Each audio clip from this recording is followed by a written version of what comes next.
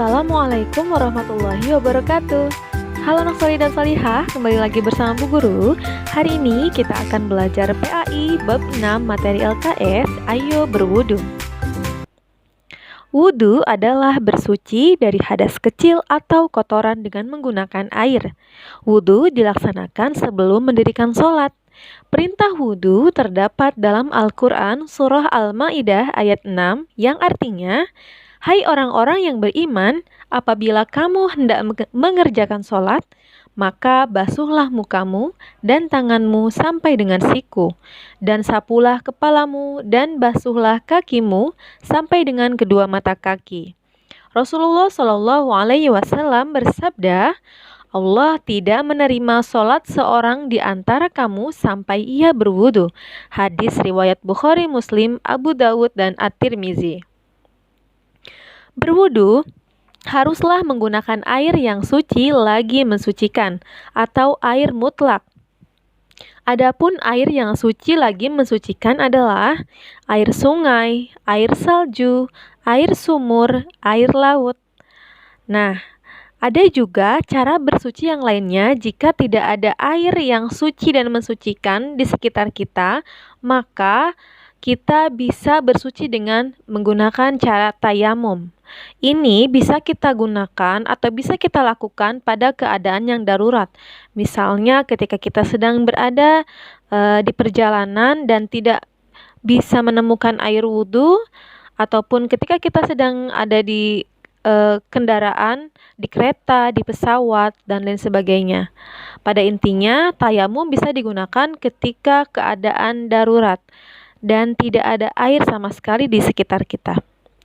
Tayamum adalah cara bersuci menggantikan wudhu bila kita tidak menemukan air atau ada penyakit yang tidak dibolehkan terkena air. Tayamum dilakukan menggunakan debu atau tanah yang suci.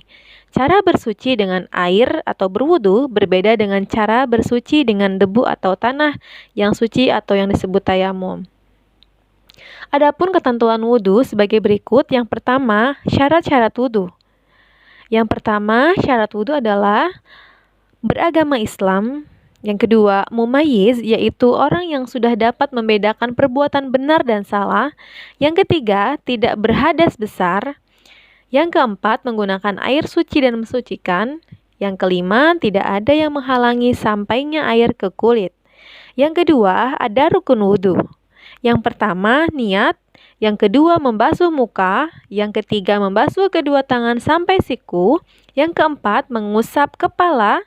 Yang kelima, membasuh kedua kaki sampai mata kaki. Yang keenam, mengerjakan gerakan secara berurutan atau tertib. Yang ketiga, sunnah wudu.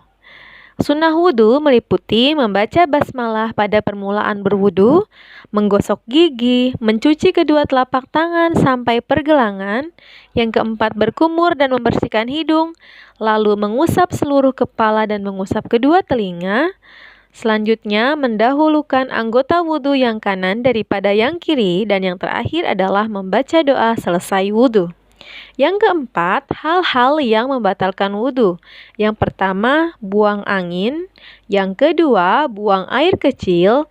Yang ketiga, buang air besar. Yang keempat, tidur. Yang kelima, hilang akal karena mabuk atau gila.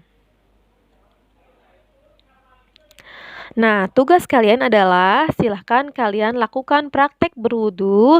Nah, kirimkan tugas kalian berupa video kepada ibu guru ketika kalian berwudu lengkap dengan bacaannya. Cukup sekian penjelasan dari ibu guru. Wassalamualaikum warahmatullahi wabarakatuh.